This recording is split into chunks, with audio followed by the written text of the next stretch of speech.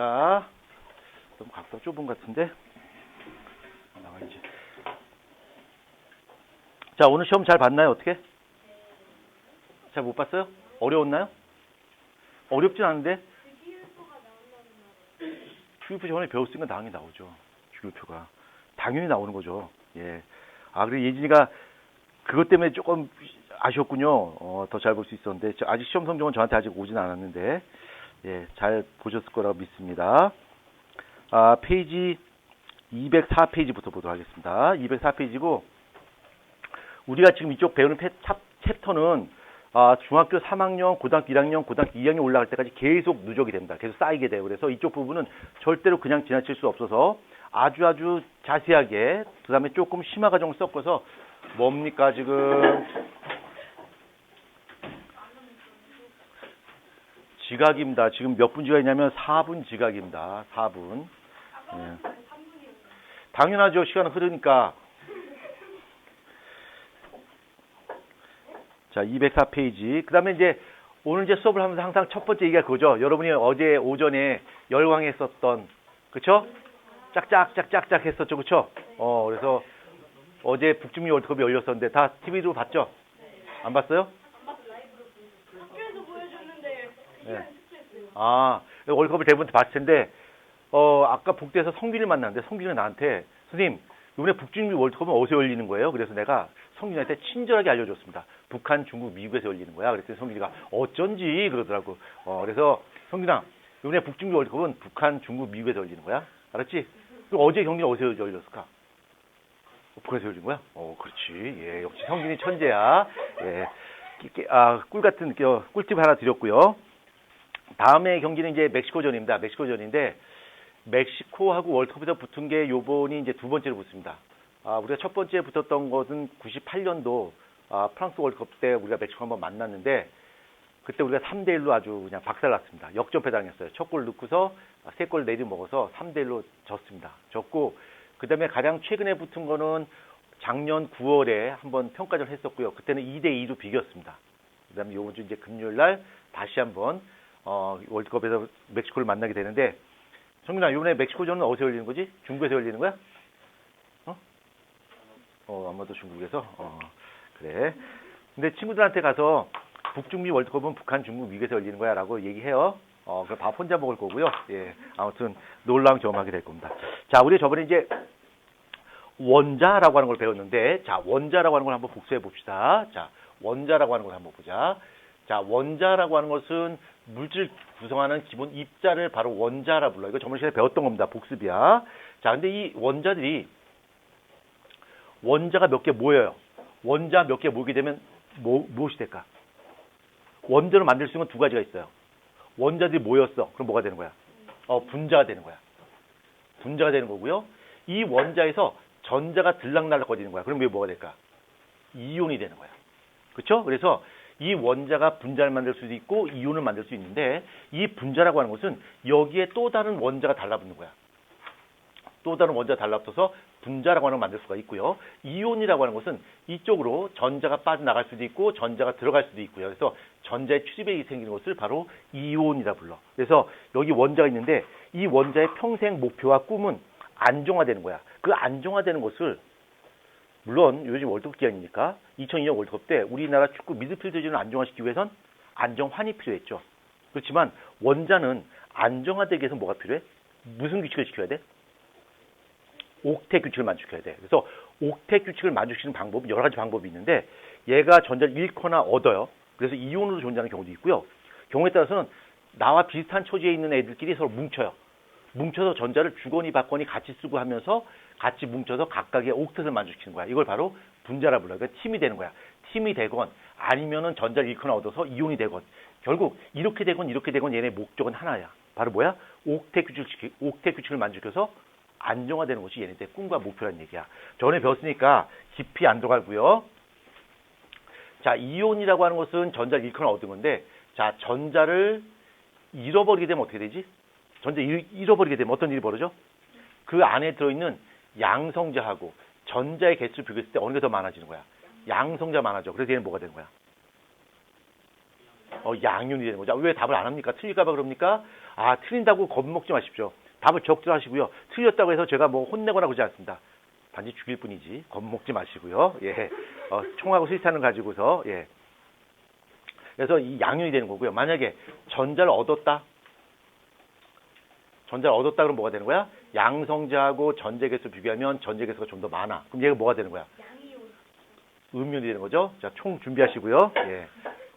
음윤이 되는 거겠죠. 그렇죠? 그래서 양윤이 되고 음윤이 되는데, 자, 여기까지 기억하는 건 기본이야. 근데 이제부터 내가 설명하는 것을 알고 있었다. 저번에 설명을 듣고서 이해했다라는 친구가 있으면 그 친구는 굉장히 잘하는 겁니다. 자, 이 전자를 갖다 버리는데 얘가 왜 전자 갖다 버리냐면 얘는 제일 바깥쪽에 있는 전자, 최외곽 전자 수에 의해서 그 운명이 벌써 결정돼요. 얘는 최외곽 전자 수가 매우 그 개수가 적어요. 그래서 갖다 버리는 길 택합니다. 반대로 음윤이 된 놈들은 제일 바깥쪽에 있는 최외곽 전자 수가 많아요. 많아서 남한테 뺏어오는 걸 오히려 선택한다는 얘기지. 그래서 얘는 양윤이 되고 음윤이 되는 거야. 그 다음에 이렇게 양윤이 되려는 것, 즉 최외곽 전자 수가 많아서 양윤이 되려는 성질을 갖고 있는 놈들을 묶어서 뭐라 부르냐면 얘네를 금속이라 불러요. 그 다음에 얘네를 뭐라 부르냐면 얘네를 비금속이라 불러요. 비금속. 이건 이따 다시 구현 설명 드리겠습니다.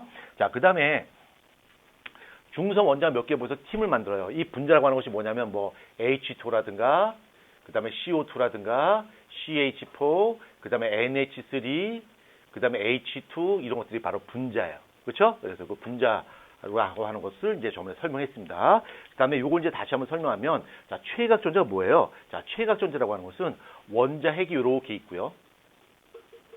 원자핵이 있고 전자들이 핵 주변에 그냥 막 뿌려져 있는 것이 아니라 일정한 궤도를 돌고서 전자가 이렇게 일정한 궤도를 돌고 있어요. 우리는 이 전자가 돌고 있는 이 궤도를 뭐라 불렀지? 뭐라 불렀지? 전자? 전자? 자, 그럼 객관식으로 합니다. 이 돌고 있는 궤도를 뭐라 불렀을까? 1번 전자 외투, 2번 전자 껍데기, 3번 전자 외피, 4번 전자 피부, 5번 전자 껍질. 3번이 뭐이니? 전자 껍데기? 전자 껍데기. 전자 외피라 불러요? 전자 외투? 진짜. 줄리, 내가 그때 이걸 뭐라 불렀었죠? 그래, 전자 껍질이라 불렀잖아. 주의하십시오. 틀렸어요. 죽을 수 있습니다. 만약에 계속 답을 못하면 여기다가 여러분이 제일 무서워하는 동물을 하나 풀어놓도록 하겠습니다. 우리가 알고 있는 동물 중에서 가장 강한 동물이 어떤 동물이야? 뽀로로야? 아니죠. 아닙니다. 우리가 알고 있는, 우리 지금 저 생물 배우고 있는, 우리가 화학하고 생물도 배웠는데, 우리가 알고 있는 동물 중에서 가장 강한 동물이 어떤 동물이야? 아니죠. 그걸 성능이 비하하시는 겁니까? 윤준아, 우리가 알고 있는 동물 중에서 가장 강한 동물이 어떤 동물이야? 여기다 풀어놓을 거야, 다음에. 말 안 들으면. 얼마나, 그 동물은 지구상에 존재하는 동물 중에서 가장 강해요. 뽀로로. 아닙니다. 자, 비밀을 풀어드리겠습니다. 우리가 알고 있는 동물 중에서 가장 강한 동물은 강아지입니다. 강아지가 제일 강하지. 그렇죠? 강아지가 제일 강합니다. 그래서 여기다 강아지 풀어놓을 거야. 그럼 성균이 무서워서 벌벌 떨겠지. 그러니까 집중 잘 하셔야 됩니다. 얘 벌써 떨고 있는 거 봐봐. 강아지 무섭다고. 그죠? 강아지가 제일 강하지. 그렇죠? 왜 웃지? 맞는데? 그럼 여기다 탄력 받아서. 그럼 제일 약한 동물은 어떤 동물이야? 걔는 맨날 싸움 져요. 맨날. 걔네 싸우면 무조건 져. 맨날 져. 그 동물이 제일 약한데 젖소입니다. 예, 젖소가 제일 약해요. 근데 내가 여기서 말하는 이 강아지가 제일 강하고 젖소가 제일 약하다고 하는 것은 다른 친구들한테 가서 말하면 된다, 안 된다? 안 된다. 그럼 그 시간에 밥 혼자 먹는 놀라운 기적을 경험하게 됩니다. 이게 전자 껍질인데 여기에 전자들이 이렇게 빙글빙글 돌고 있어요. 이렇게 빙글빙글 돌고 있는데 요거를 우리는 전자 껍질이라 불렀고요. 전자 껍질이라 불렀고 요 전자 껍질에 전자들이 빙글빙글 돌고 있는 거야. 그래서 제일 안쪽에 있는 껍질을 K 껍질이라 불렀고요. 두 번째를 L 껍질, 세 번째를 N 껍질이라고 불렀어요. 그래서 첫 번째 껍질에 맥시멈 전자 2개가 들어가고요.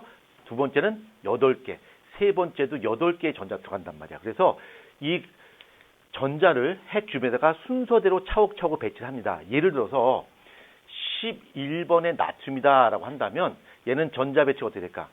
원자 번호가 11번이니까 전자 몇 개 있는 거야? 11개 있는 거잖아. 그렇지? 그럼 어떻게 될까? 2, 8, 1이 되는 거야. 그럼 얘는 최각 전자 몇 개야? 1개 되는 거야. 만약에 원자 번호가 9번에 F다라고 한다면 얘는 어떻게 될까? 2, 7 이렇게 되는 거죠. 그렇죠? 그다음에 3번에 리튬이라고 봅시다. 3번에 리튬. 자, 3번에 리튬 어떻게 될까? 2, 1 이렇게 되는 거야. 그다음에 17번에 염소. 얘는 어떻게 될까? 2, 8, 7이 되는 거야. 그럼 얘네들의 최외곽 전자를 한번 보게 되면 나트륨은 최외곽 전자 1개, F는 7개, 얘 1개, 얘는 7개야. 자, 그러면 단 차이가 있다면 얘는 전자 껍질 3개, 얘는 전자 껍질 2개, 얘 2개, 얘 3개란 말이야. 근데 최외곽 전자 수가 몇 개에 따라서 이것들이 전자 갖다가 버릴까 뺏어올까 결정되는 거야. 그럼 얘가 선택할 수 있는 길은 두 가지 길이 있는데 전자를 갖다 버리는 것과 전자 7개를 받아와서 옥텟을 만족시키는 두 가지 방법이 있는데 전자를 갖다 버리는 길을 선택한다는 얘기죠. 그렇죠? 얘가 전자를 갖다 버려. 전자를 갖다 버리게 되면 이 안에 들어있는 양성자는 11개 되는데 전자 몇 개 되는 거야? 10개 되는 거야. 그럼 양성자가 더 많지? 그러면 얘가 뭐가 되는 거야? Na 플러스 양윤이 되는 거야. 그럼 얘는 어떻게 할까? 7개 갖다 버릴까? 하나 뺏어올까? 하나 뺏어와요. 그러면 양성자는 9개가 되는데 펜이 이렇게 안 나오지? 윤준아, 펜이 이렇게 안 나오네. 그치? 이 펜이 이렇게 안 나올 때는 이걸 뭐라 표현하죠? 예, 윤준스럽다 이렇게 표현하죠. 예. 자, 그 다음에 얘는 양성자 9개고요. 자, 전자 몇 개 되는 거야? 전자 10개가 되는 거야. 그럼 전자 더 많지? 그럼 얘는 전체적으로 음의 성질이 강하니까 뭐가 될까? 음윤이 되는 거야. F 마이너스가 되겠죠. 음윤이 된단 말이야. 그럼 얘는 어떻게 될까? 갖다 버리지. 그렇죠? 그럼 어떻게 될까? Li 플러스가 되겠지? 얘는 어떻게 할까? 하나 빼서 지금 어떻게 될까? Cl 마이너스가 되는 거야. 그래서 이렇게 전자를 하나 잃어버려서 얘가 양윤됐지. 얘를 뭐라 부르냐면 플러스 1가 양윤이라고 불러요. 플러스 1가. 그때 가가 뭔 뜻이야? 가. 아니요. 가격이라는 뜻입니다. 프라이스의 뜻이에요. 그래서 얘는 플러스 1가 양윤. 그럼 얘는 뭐라 부를까? 마이너스 1가 음이온. 얘도 플러스 1가 양이온, 마이너스 1가 음이온이라고 부르는 거야. 근데 얘가 플러스 1가가 될까, 마이너스 1가가 될까라고 하는 것은 벌써 운명이 결정돼 있어요. 무엇에 의해서? 그렇지. 최외곽 전자수에서 얘네가 어떻게 될지 벌써 운명이 결정되어 있다는 얘기야. 그렇지? 맞죠? 그러면 최외곽 전자수가 같다면 얘네들이 가야 되는 운명의 길이 어때? 비슷하다는 얘기야. 그렇지? 그래서 그걸 같은 세로줄에 오게끔 한 그룹으로 표시했어. 이 표를 바로 무슨 표라 불러? 주길표. 구준표 아니야. 홍준표 아니야. 알겠죠? 시간표 아니고요. 기차표 아니고요. 비행기표 아니고요. 무슨 표? 주기율표라 불러요. 그래서 주기율표는 반드시 암기하셔야 됩니다. 자, 주기율표 한번 보자. 저번에 다 설명했던 거 다시 복습합니다. 내가 이렇게 복습하면 누군가 또 이런 생각을 하겠죠. 아, 그거 진작 이렇게 해주면 우리가 시험 볼 때 좋았잖아. 근데 왜 지금 복습하는 거야? 시험 끝났는데 어쩔 TV 이러는데 그건 내 알바 아니고요. 알바 노고요. 자, 주기율표 한번 보자. 자, 주기율표는 원자를 무슨 순서대로 배열한 거야? 원자를 원자 번호 순서대로 배열한 거야. 그 원자 번호 순서라고 하는 것은 그 원자를 양성자 숫자대로 배열했어요. 그랬더니 양성자 숫자대로 배열하게 되면 맨 끝에 있는 최외곽 전자가 하나, 둘, 셋, 넷, 다섯, 여섯, 일곱, 여덟. 그다음 다시 하나, 둘, 셋, 넷, 다섯, 여섯, 일곱, 여덟 계속 반복되겠지, 그렇죠? 최외곽 전자 수가 반복해서 나타난다는 얘기야. 이렇게 원자를 원자 번호 순서대로 배열을 했더니 최외곽 전자 수가 맨 바깥에 있는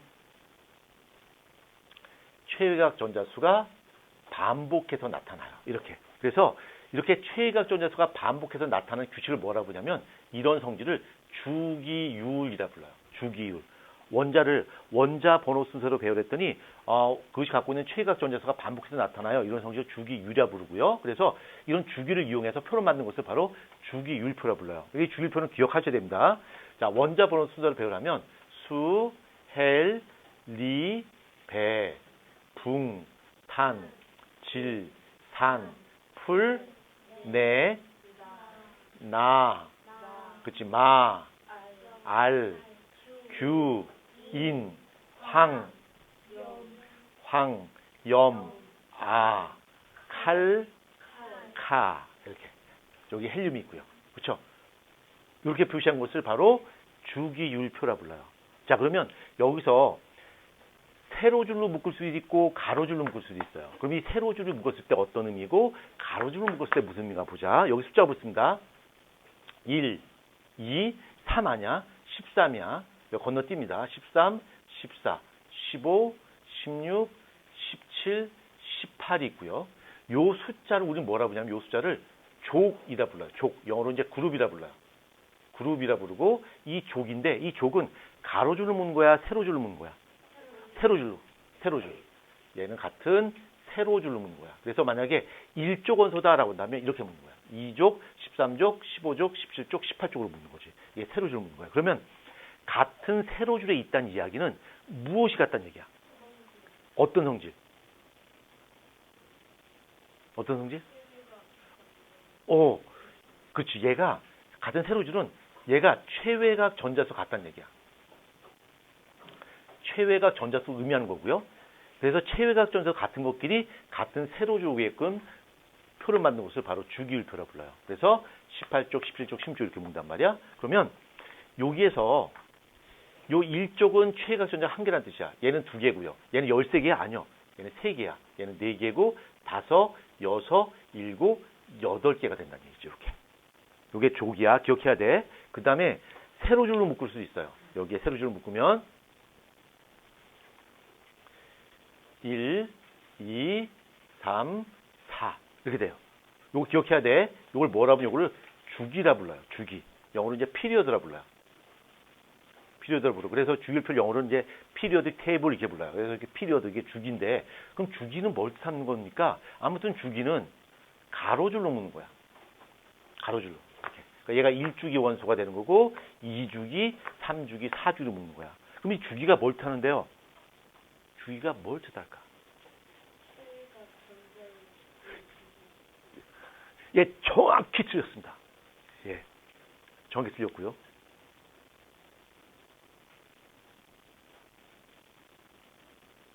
Are you okay? 예, are you okay? 예. 자, 이 가로줄로 묶었는데 얘는 뭐 어떤 걸로 묶었을까? 예, 주기죠. 예, 주기. 예, 주기는 주기죠. 예, 주기는 전자 껍질수야, 이게. 저번에 설명했는데,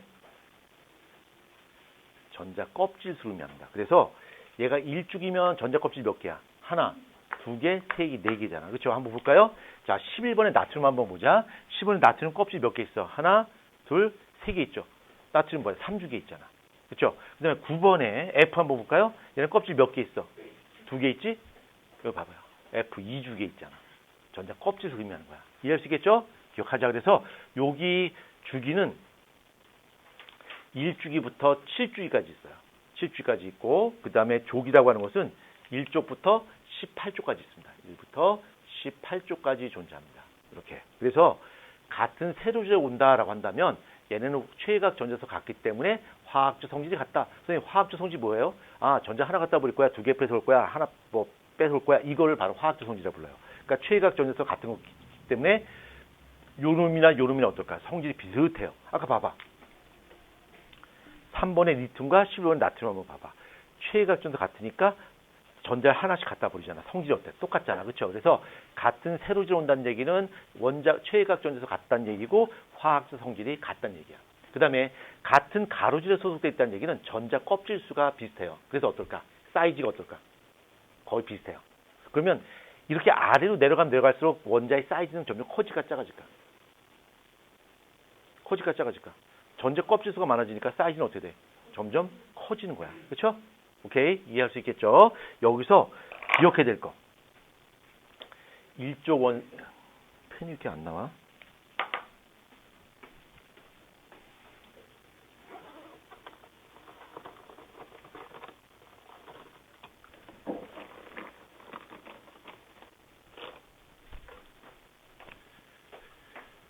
여기 1쪽 원소하고 그 다음에 17쪽 원소, 18쪽 원소는 좀 중요해요.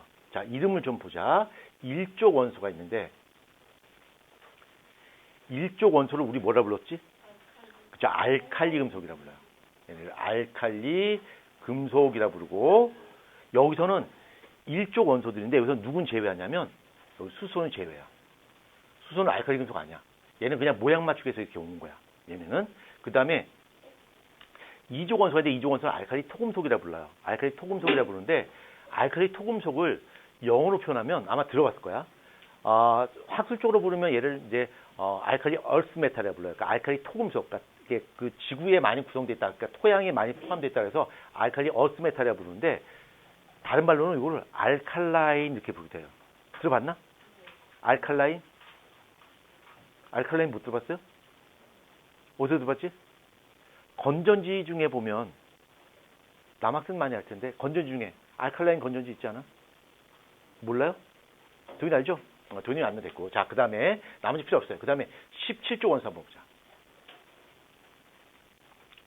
17쪽 원소, 10쪽 원소를 할로젠 원소라 불러요. 할로젠 원소라 부르고요. 그 다음에 18쪽 원소. 18쪽 원소는 모든 원소들의 꿈과 희망이야. 그래서 모든 원소들이 이 18쪽 원소 같은 전자빛을 꾸미기 위해서 열심히 노력을 하는 거야. 얘네를 비활성 기체라 불러요. 비활성 기체라 부르고요. 그 다음에 저번에 내가 뭘 설명했냐면 1쪽 원소들이 갖고 있는 성질에 대해서 이야기했어요. 얘네들은 굉장히 무르고요. 나무 칼로도 자를 수가 있고 다른 단면이 은백 색깔이야. 근데 그 은백 색깔의 단면이 어떻게 될까? 금방 회백색으로 바뀐다. 그 다음에 물에 지면 어떻게 된다? 폭발이 일어난다라고 해서 설명했어요. 그렇죠? 기억납니까? 너 지금 복습하는 거야 지금 우리. 그 다음에 18쪽 원소는 매우 안정한 기체다. 헬륨, 네온, 아르곤 같은 쟤는 매우 안정한 기체다라고 설명드렸습니다. 자, 저번에 했던 거 잠깐 복습했고요. 자, 204페이지 물질의 구성 입자 이제 설명하도록 하겠습니다. 책 좀 갖다 줄게요. 잠시만요.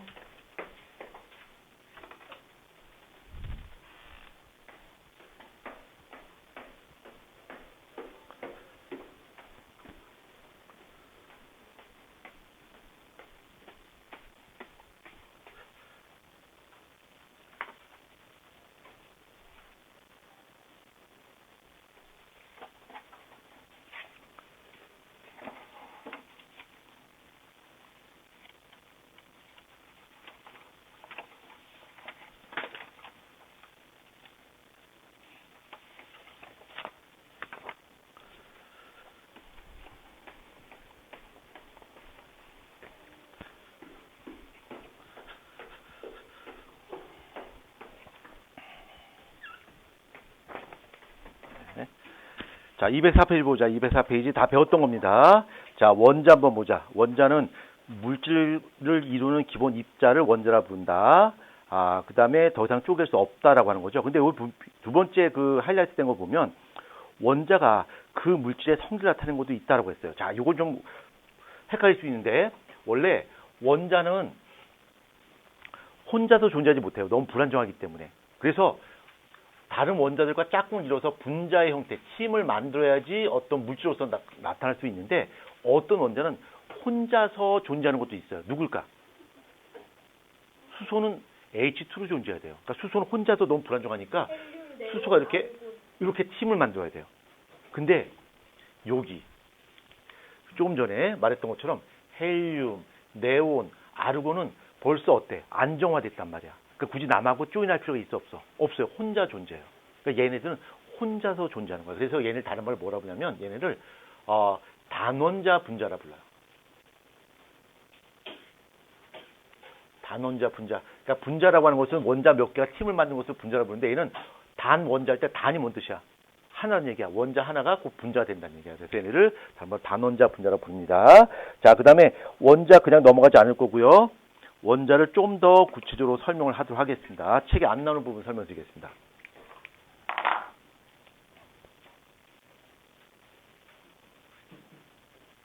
자, 이거 좀 어려워요. 어려운데 어차피 우리가 해야 돼.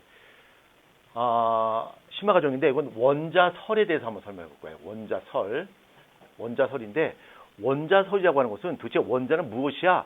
원자를 직접 눈으로 본 사람은 있다 없다? 없다. 이 원자라는 이야기를 처음으로 이야기한 사람이 돌턴의 사람이 이야기했는데 이 돌턴 형님한테 물어봤겠죠. 형님 원자 도대체 뭡니까? 하고 물어봤겠죠. 그랬더니 돌턴 형님이 원자는 이런 것이야 라고 원자의 성격을 규정합니다.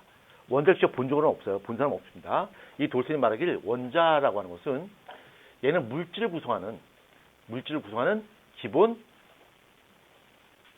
입자이다. 근데 기본 입자이기 때문에 얘는 쪼갤 수 있다 없다? 쪼갤 수 없다라고 했어요. 쪼갤 수 없고요. 그 다음 두 번째, 같은 원소의 원자. 그러니까 예를 들어서 탄소의 원자라든가 수소 원자라든가 이런 것들이 있다면, 같은 원소의 원자가 있다면 얘네들은 장소에 관계없이 크기, 모양, 질량 이런 것들이 무조건 똑같다 이렇게 봤어요. 그 무슨 얘기냐면 탄소 원자가 있는데 한국에 있는 탄소 원자는 가볍고 중국에 있는 탄소 원자는 무겁고 이게 아니야. 이게 한국이건 프랑스건 미국이건 영국이건 간에 이 탄소 원자는 질량, 크기, 모양이 어떻다는 얘기야. 다 똑같다 본 거야. 그 다음 세 번째, 원자하고 원자가 결합을 해요. 그래서 어떤 물질을 만들 거야. 어떤 화합물을 만든다 가정하자. 원자가 모여서 화합물을 만들 때는 이 원자들이 모일 때 자기 마음대로 모이는 것이 아니라 일정한 성분비를 갖고 반응한다 이렇게 했어요. 말이 어려워요. 일정한 성분비를 가지고 반응한다는 게 도대체 무슨 뜻인지 감이 안 잡히는데요. 무슨 얘기냐면 만약에 수소와 산소가 결합해서 물을 만들려면 수소 활경이 몇 개 있어야 돼? 2개. 산소 활경이 몇 개? 1개가 모여야 되는 거야. 반드시. 만약에 수소 활경이 2개, 산소 활경이 2개가 모이게 된다면 수소와 산소가 모이는 건 똑같지만 알갱이의 입자 수입의 차이 때문에 다른 물질이 돼요. 그러니까 만약에 물을 만다라고 한다면 수소 활경이 2개, 산소 활경이 하나 모이게 되면 얘는 물이 되지만 만약에 수소 활경이 2개와 산소 활경이 2개 모이게 되면 어떻게 될까? 얘는 물이 아니라 과산화수소라는 물질이 돼요. 그러니까 이 원자들이 모이는데 일정한 규칙을 갖고 만나야 돼요. 자기 마음대로 모이는 것이 아니라 일정한 규칙대로 만나야지 우리가 원하는 물질을 만들 수 있다는 얘기야. 또 하나 예를 든다면 탄소 하나에 산소 2개 붙어요. 이게 이산화탄소야. 근데 만약에 탄소 하나에 산소가 붙었어. 그럼 이거 뭐가 되는 거야? 일산화탄소가 되는 거야. 이거 마시면 어떻게 돼? 어떻게 알았지? 마셔봤어요? 이거 죽습니다. 일산화탄소야. 이거 마시면 죽습니다. 캠핑장에서 사람들이 많이 그 사고로 죽는 이유가 이것 때문입니다. 이걸 뭔가 태우게 되면 나오는 물질인데 그 숯불 같은 거를 텐트 안에 갖고 들어가서 문을 전부 다 잠그죠? 그럼 죽습니다. 사람이. 일산화탄소 때문에. 이것 때문에 죽어요. 질식사예요. 죽습니다. 그러니까 똑같은 탄소와 산소로 되어 있는데 얘는 하나당 2개, 얘는 하나당 하나로 되어 있죠. 그래서 일정한 성분비를 갖고 결합해야 되고 그 성분비가 바뀌면 다른 물질이 돼요. 그 이야기가 바로 이 이야기야. 어떤 원자들이 모여서 어떤 화합물을 만드는데 일정한 성분비를 갖고 결합한다. 즉 일정한 입자의 개수 비를 가지고 반응한다는 얘기야. 그 다음에 네 번째, 원자라고 하는 것은 화학 반응을 할 때 어떤 다른 물질을 바뀐다고 할 때 그 원자의 종류는 안 바뀌어요. 원자는 새로 생기는 경우도 없고요. 있던 원자가 사라지는 경우도 없어요. 소멸되지도 않아요. 그러니까 반응 전이나 반응 후나 원자 수는 그대로 유지가 돼요. 그럼 반응 전이나 반응 후나 질량이 어떨까? 똑같겠지. 그래서 질량은 그대로 보존된다. 이렇게 설명했습니다. 누가?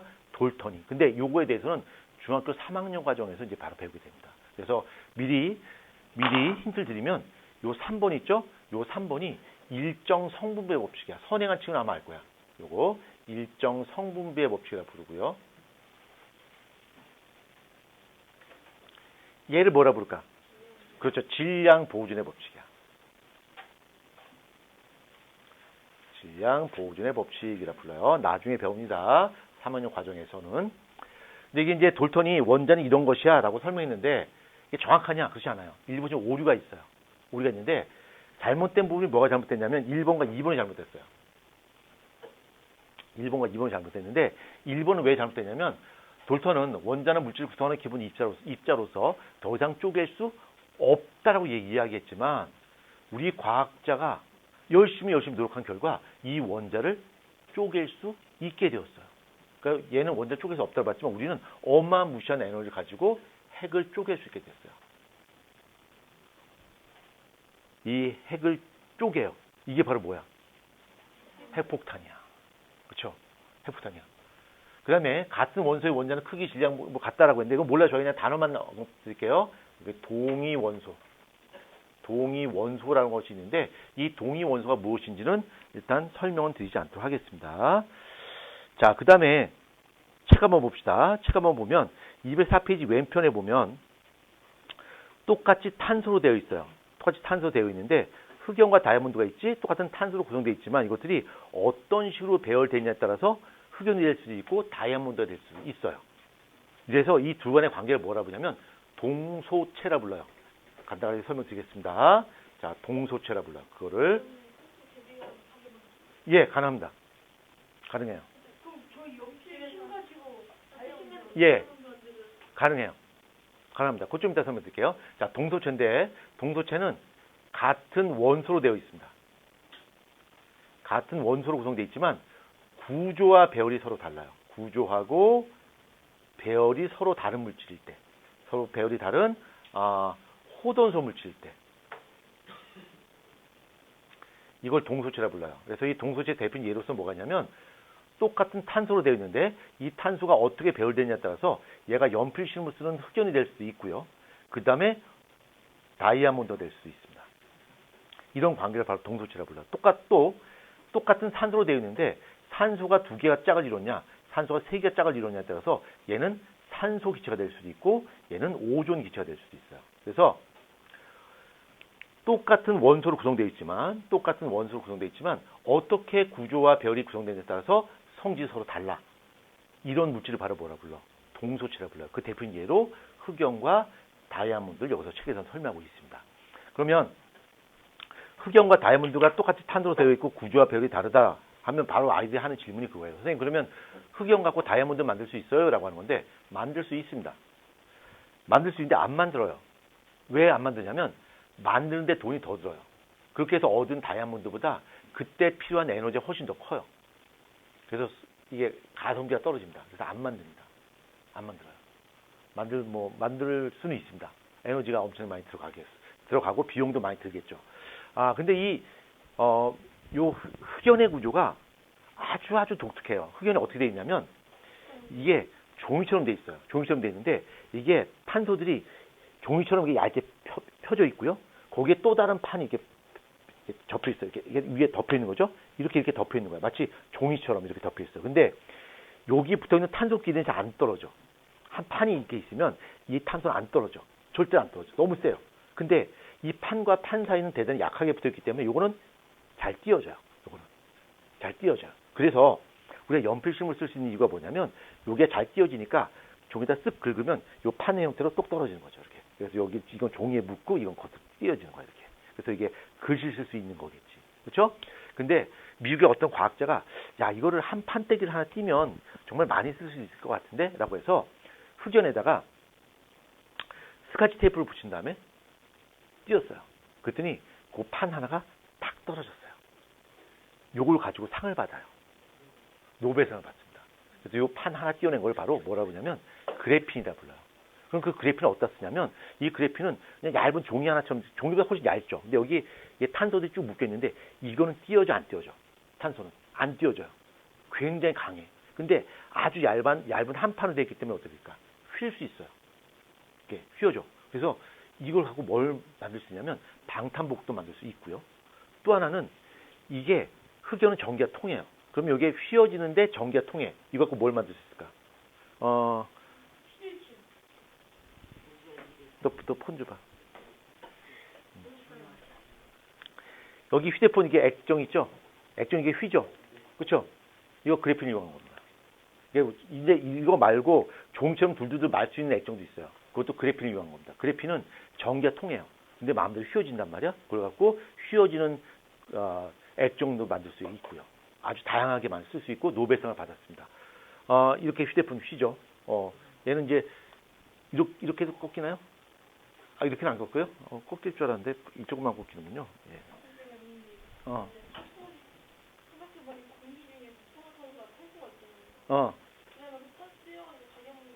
만들 수 있지만 그때 드는 비용이 더 들어요. 아, 근데 다이아몬드를 뭐가 물질을 변화시키려면 이론적으로 가능한데 굉장히 많은 에너지가 들어갑니다. 비용이 들고요. 그래서 그렇게 해서 다이아몬드를 만들 수 있긴 합니다. 아, 참고로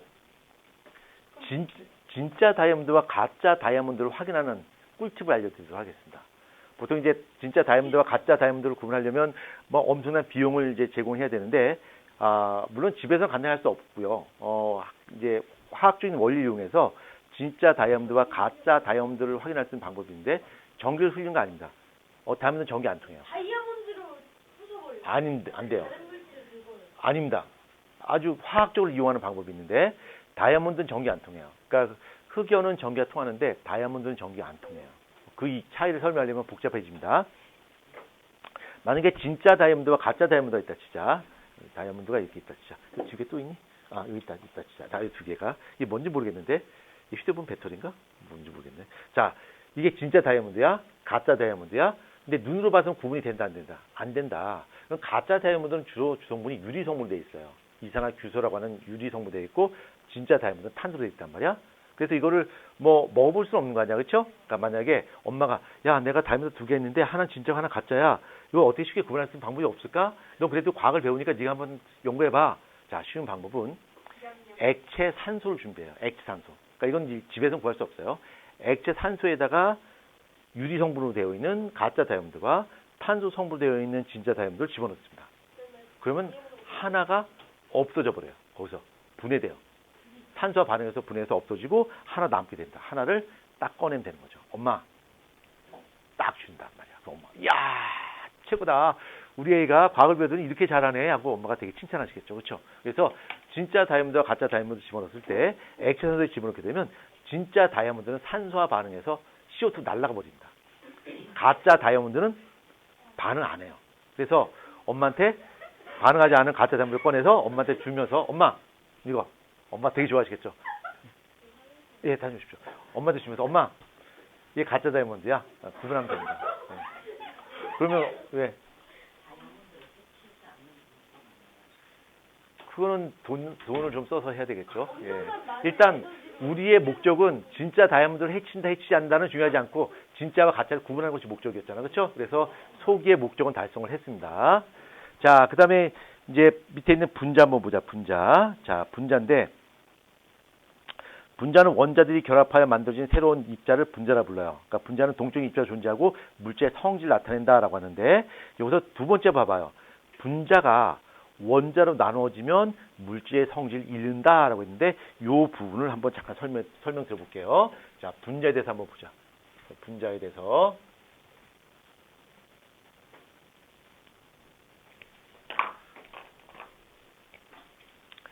자, 분자인데 분자는 원자 몇 개가 모이는 거야. 원자 몇 개가 모여서 꼭 두 개일 필요는 없습니다. 그 이상이 모여서 분자라고 하는 걸 만들고요. 이 분자라고 하는 것은 물질이 가지고 있는 고유의 성질, 물질의 성질을 가지고 있는 최소 단위가 바로 분자야. 그러니까 원자 몇 개 모여서 팀을 만드는 거야. 그걸 바로 분자라 부르고 분자 됐을 때 비로소 성질이 나타낼 수 있어요. 이 분자의 대표적인 예로서는 아까도 썼습니다만 수소 원자 두 개, 산소 원자 하나가 모여서 H2O, 탄소 원자 하나랑 산소 원자 두 개 모여서 CO2, 질소 원자 하나랑 수소 원자 세 개 모여서 암모니아, 이런 식으로 원자 몇 개 모여서 팀을 만들었을 때 이걸 바로 분자라 불러요. 선생님, 분자가 알듯 말듯 애매모 알쏭달쏭한데요? 라고 한다면 다시 한번 설명드리겠습니다.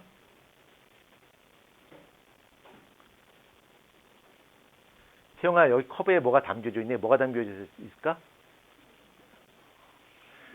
예, 이거 유튜브에 19금 노란딱지 붙여야 될 것 같은데요. 예. 수리부터, 예, 태영이가 노린 것 같은데, 내 유튜브를 닫게 하기 위해서, 예, 노린 것 같은데, 정의 좀 용서치 않도록 하겠습니다. 자, 그러면, 물어봅시다. 줄리, 여기 뭐가 담겨 있을까요? 예, 물이 담겨 있죠. 태영이, 물이 담겨 있으면 술이라뇨, 지금. 예, 물이 담겨 있습니다. 물이 담겨 있는데, 자, 이 물을 쪼개봤어요. 그럼 뭐야?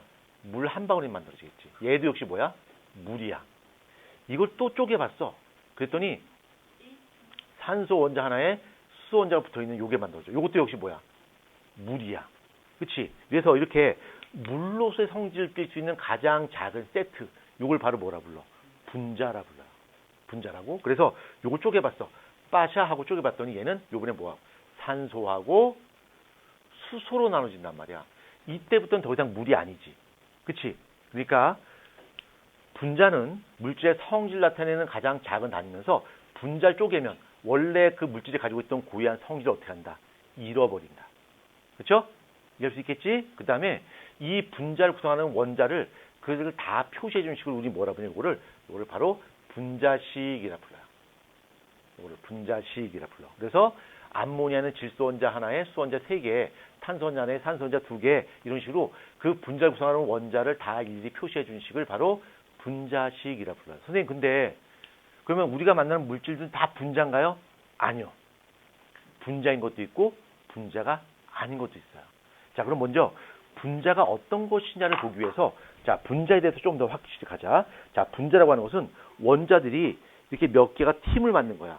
근데 팀을 만들었는데 이게 서로 연결되어 있지 않고 옹기종기 모여 있어. 그러니까 산소원자 하나에 수소원자 2개, 산소원자 하나에 수소원자 2개, H2O, H2O, H2O, H2O, H2O 이런 식으로 모여 있단 말이에요. 이렇게 옹기종기 모여 있고 여기 있는 팀과 팀끼리 서로 연결이 되어 있다, 안 되어 있다? 안 되어 있다. 팀끼리만 묶여 있고 팀과 팀은 서로 연결이 안 돼 있어요. 그러니까 팀끼리 막 움직일 수 있는 거야. 그럼 이걸 물질 상태를 이야기한다면 어떤 상태일까? 팀과 팀끼리 서로 연결이 안 돼 있어. 그래서 자유롭게 돌아다닐 수 있겠어. 액체나 기체에 해당되는 거야. 그래서 분자가 뭐야? 라고 했을 때 우리가 흔히 분자라고 볼 수 있는 것들은 얘가 기체 상태로 존재할 수 있는 것 있죠. 우리가 머릿속으로 딱 직관적으로 생각했을 때 기체 상태를 연관할 수 있다? 그럼 얘는 기체야. 근데 반대로 우리가 머릿속으로 떠올렸을 때 기체가 잘 상상이 안 돼. 그럼 걔는 분자가 아니야. 자, 분자가 아닌 것들 한번 보자.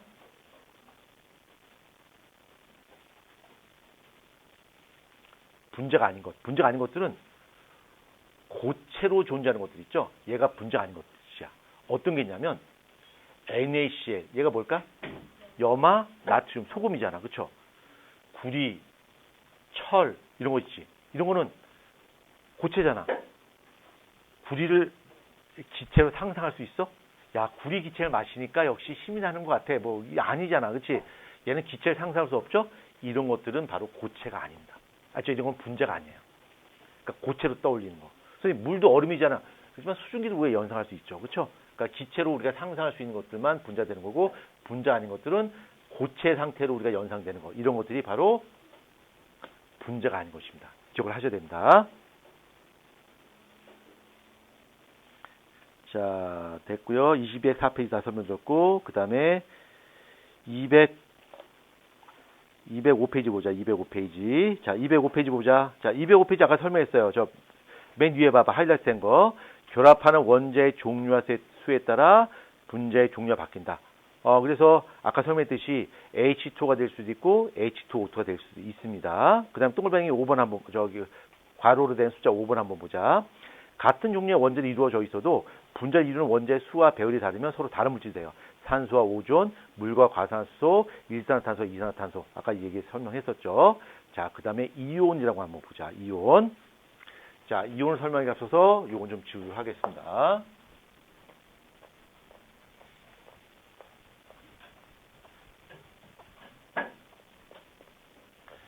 저번 주에는 저쪽 옆 건물에서 만난 사람이 되게 많습니다. 많이 만났어요. 나 만난 사람 많죠? 그치? 네. 예. 준이도 나 만났고요. 몇 명 되는 것 같습니다. 준이 만났고, 누구 만났다 또? 그래, 너 만났고. 저번 주에 복도에서 많이 만나는 것 같아요. 근데, 예.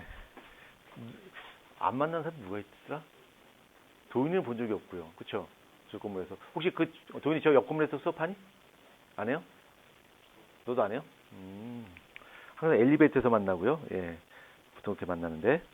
자, 이온 한번 보자. 이온.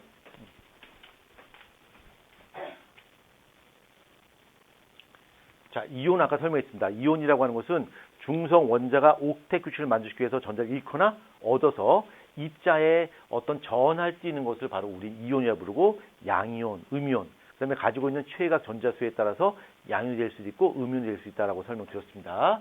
근데 이제는 이건 암기상이야. 자, 양이온 한번 보자. 양이온 종류 이거 무조건 암기하셔야 됩니다. 메모하십시오.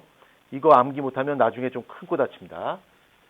H 플러스 Na 플러스 Cu 2 플러스 Ag 플러스 그 다음에 Mg 2 플러스 Al 3 플러스 그 다음에 K 플러스 CA2 플러스 정도까지 ZN까지 그래 ZN2 플러스까지 여기까지만 기억하자. 요게 양이온의 종류야. 여러분이 기억하셔야 될 것은 얘가 플러스 1가인지 아니면 플러스 2가인지는 기억을 하셔야 됩니다. 그 다음에 음이온의 종류 한번 보자. 자, 음이온. 자, 음이온인데 음이온은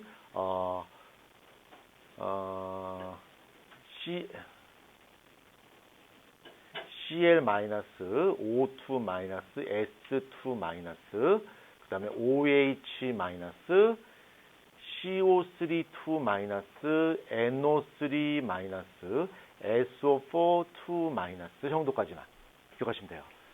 여러분이 기억하셔야 될 것은 얘가 플러스 1인지 플러스 2인지 마이너스 1인지 마이너스 2인지 정도는 기억을 하셔야 됩니다. 이름은 별로 어렵지 않을 거야. 요거 뭐죠? 수소이온.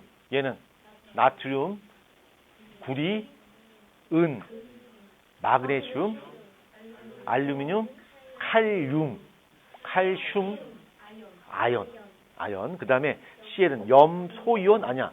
염화이온. 이름 뒤에 소자가 붙으면 소 대신에 뭘로 바꿔?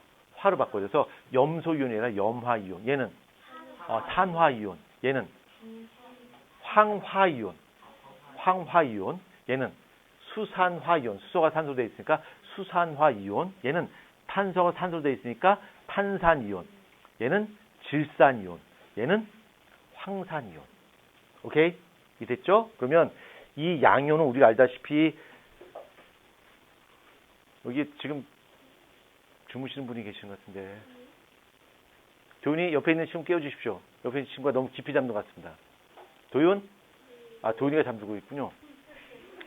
예, 도윤이가 지금 잠꼬대하는 거죠. 형 주무시면 안 됩니다. 일어나십시오. 자, 여기 있는 양이온과 음이온은 반드시 기억을 하셔야 됩니다. 양이온은 기억하셔야 되고 여기 수소를 제외하고 얘네는 전부 다 금속이에요. 얘는 전부 다 비금속이고 양이온은 전자 잃어버렸고 여기 비금속은 전자 얻어서 음이온이 됐단 말이야. 근데 양이온이 전자를 갖다 버리려면 내 전자를 받아주는 누군가의 파트너가 필요해요. 그러면 이 양이온이 제일 좋아하는 놈은 누굴까? 음이온을 좋아해요. 그렇지? 음이온이 제일 좋아하는 놈은 누굴까? 양이온을 좋아할 수밖에 없어요. 그래서 얘네는 둘이 만나면 서로 전자를 주거니 받거니 하면서 너도 옥텐, 나도 옥텐을 만족시켜요. 그래서 이 두 가지가 이 금속의 종류와 비금속 종류가 서로 전자를 주고받으면 서로 결합하게 되는데 그 결합을 뭐라고 하냐면 이온 결합이라고 불러요. 이온 결합이라고 하는 것은 전자를 잃어버린 양이온하고 전자를 얻은 음이온이 서로 결합하는 건데 양이온은 전기도 플러스야 마이너스야? 플러스죠? 음이온은 마이너스야. 이 플러스와 마이너스끼리 서로 끌어당기가 밀어낼까? 끌어당기겠지. 끌어당겨요. 이걸 바로 뭐라 불러? 이온 결합이라 불러요. 이온 결합. 그럼 한번 볼까? 이온 결합 하려면 양이온과 음이온이 결합해야 되는데 양이온은 전자 갖다 버렸고 음이온은 전자 얻었는데 양이온이 잃어버린 전자 개수와 음이온이 얻은 전자 개수 어때야 돼? 같아야 돼요. 그래서 말이야. 여기 있던 NA하고 CL이 결합하게 되면 얘는 전자 하나 갖다 버리고 얘는 몇 개요? 하나 얻지. 그러니까 얘는 결합할 때 몇 대 몇으로 붙을까? 1대 1로 붙겠지. 그래서 NaCl이 되는 거죠. 근데 만약에 여기 있는 CU하고 여기는 CL이 결합한다 치자. 그럼 얘는 전자 두 개 갖다 버리지. 얘는 하나밖에 얻지 못하지. 어떻게 결합해야 될까? 얘 하나당 얘가 두 개 붙어야 되니까 CU, CL, 2가 붙어야 돼요. 이렇게. 그렇죠? 그럼 이번에는 알루미늄하고 산소 결합했다 치자. 그럼 알루미늄은 전자를 3개를 갖다 버려야 되고 얘는 전자를 2개 얻는단 말이야. 그러면 잃어버린 개수와 얻은 개수가 어때야 돼? 같아야 돼요. 그럼 얘가 몇 개 있어야 돼? 2개, 얘는 3개. 그래서 Al2O3 이렇게 식을 써야 되는 거죠. 이렇게. 뭐 쉽게 하면 이렇게 돼요. Al3 플러스하고요. O2 마이너스죠. 네, 크로스로 하면 됩니다. 크로스로. 그래서 Al2O3가 되겠죠. 이렇게. 잃어버린 전자수하고 얻은 전자수 같아야 돼. 그 다음에 이런 것들을 뭐라 부르냐면 이런 것들 다원자 이온이라 불러요. 그러니까 원자 여러 개 모여서 하나의 이온처럼 행동하는 놈인데 우리가 이온을 따를 때는 얘도 그냥 하나의 이온처럼 따지면 되는 거야.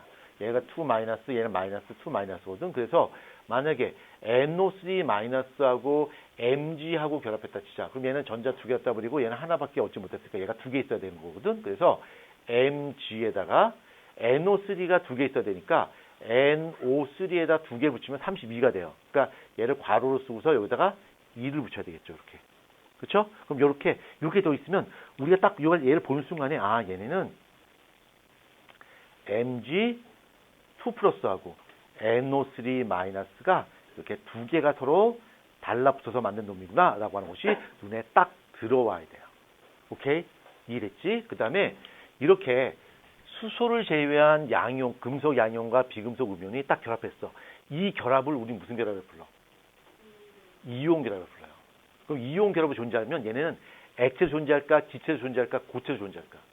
얘는 고체로 존재해요, 전부 다. 얘네는 이온 결합은 무조건 얘네는 고체 상태로 존재합니다. 고체 상태로. 그래서 NaCl 같은 거 좀 더 고체로 존재하죠. 근데 이 NaCl 어떻게 존재하냐면 이렇게 존재해요. NaCl, NaCl, NaCl, NaCl이 쭉 반복해서 나타나요. 그러면 분자라고 하는 것은 물질을 구성하는 기본 단위가 바로 분자가 되는데 NaCl이 계속 반복되면 이게 Na100, Cl100이 돼야지 분자되는 건지 Na1000, Cl1000이 돼야 분자되는 건지 알 수 있나 없나? 알 수 없죠. 그러니까 가장 간단한 정수비 1대1로 적는 거야. 그렇죠? 그러니까 얘는 분자가 아니야.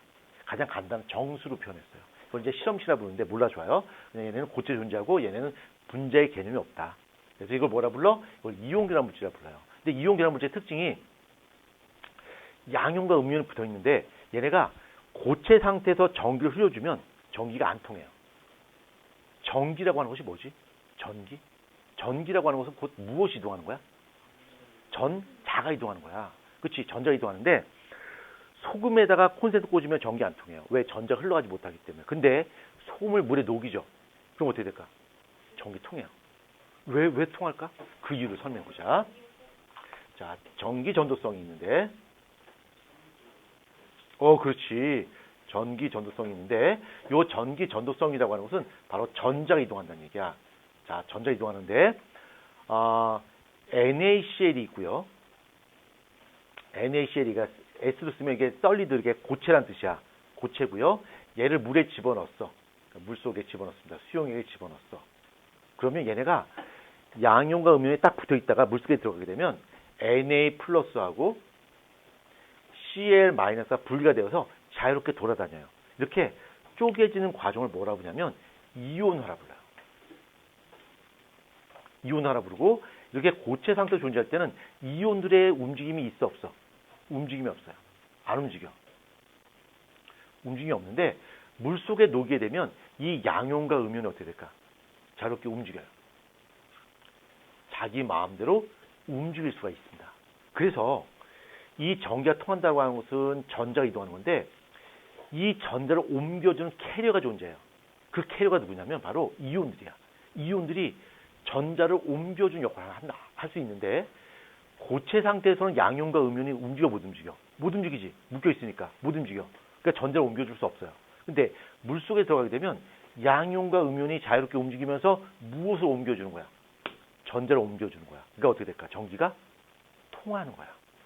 그래서 이렇게 이온 결합 물질을 물속에 집어넣게 되면 양이온과 음이온은 쪼개지고 이렇게 양이온과 음이온이 자유롭게 움직이면서 전기를 흘려줘. 이런 걸 바로 뭐라 부르냐면 이런 물질을 전해질이라 불러요. 전해질이라고 하는 것은 물속에 들어가서 양이온과 음이온의 움직임이 자유롭고 그 결과 전기를 잘 흘려줘요 라고 하는 것을 전해질이라 부르고 이런 것들이 바로 뭐가 되는 거야? 전해질이 되는 거야. 그러니까 얘를 물에 녹이면 전기 통한다 안 통한다? 통한다. 순수한 물은 전기가 통할까 안 통할까? 순수한 물은 전기 안 통해요.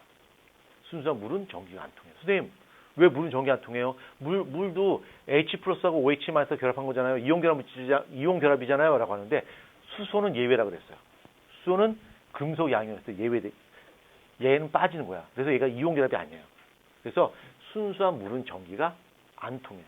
그럼 누가 시비 털겠죠? 선생님, 물 묻은 손으로 한번 콘센트 만져보셨어요? 물 묻은 손으로 콘센트 맞으면 전기 통해서 위험하잖아요. 근데 순수한 물은 전기 안 통하는데 우리가 만날 수 있는 물 중에 순수한 물은 존재하지 않아요. 물속에 뭔가가 녹아 있어요. 우리 피부에 물이 묻었지. 우리 피부에 있는 소금, 약간 NaCl 염화 같은 성분이 물에 녹는단 말이야. 그래서 우리 피부에 묻은 물은 전기가 통해요. 그렇지만 아주 순수한 물이라면 전기 절대 안 통한다. 절대 안 통해요. 근데 순수한 물을 우리가 만날 수 없어요. 왜 그러냐면 예? 예? 아니요. 순수한 물에는 전자를 옮겨줄 수 있는 이온이 아예 존재하지 않아요. 근데 우리 손에 있는 물은 전기가 통하는 이유가 뭐냐면 우리 손에 묻어있는 소금, 염화나트륨 같은 게 녹아 있어요. 그래서 물이 통합니다. 그 다음에 순수한 물이 존재할 수 없는 이유가 뭐냐면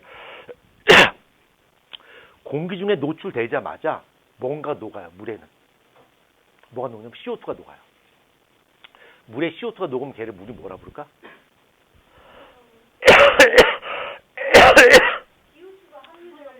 CO2가 물에 녹으면 뭐라 부를까? 탄산이 돼요. 탄산. 네.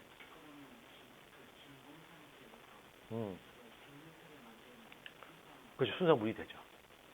근데 진공 상태면 다 기체로 날아가 버리겠죠. 증발해 버립니다. 그래서 순수한 물은 만날 수 없고 물은 공기에 노출되자마자 CO2가 녹아서 약한 산성을 띄어요. 그래서 하늘에서 내린 비 있죠. 비는 정확히 중성이 아닙니다. 내려오는 중에 CO2가 녹아 있어요. CO2가 녹아서 약한 산성을 띄어요. 그래서 하늘에서 내리는 빗물은 약한 산성을 띱니다. 근데 우리가 흔히 말하는 산성비라고 하는 것은 공기 중에서 CO2가 녹는 거 그건 우리가 알 수 있는데 그거 말고 추가적인 뭔가 다른 게 더 녹아 있어요. 그래서 더 산성이 강해졌어. 그런 비를 바로 무슨 비라 불러? 산성비라 불러요. 그래서 주로 어떤 게 많이 녹을 수 있냐면 자동차 배기가스에 포함되어 있는 질소 성분이 녹아요. 그럼 질산비가 내리는 거야. 그 산성비예요. 또 공장이 많으면 황 성분이 많이 포함되어 있는데 황 성분이 비에 녹아. 황산비가 내리는 거야. 그래서 역시 그것도 산성비가 되는 거야. 그래서 산성비의 종류가 두 종류가 있어요. 공장이 많은 지역에서는 황산이 섞인 비가 내리고요. 자동차가 많은 LA나 서울처럼 자동차가 많은 도시에서는 질산이 섞인 비가 내리게 됩니다. 그러니까 산성비의 종류도 좀 다양하죠. 근데 그 중에서도 유일하게 인천은 공장도 많아. 자동차도 많아. 그러니까 질산과 황산이 섞인 산성비가 내릴 확률이 좀 크겠죠. 그거 좋아요? 네. 자, 10분 정도 쉬었다 하도록 하겠습니다.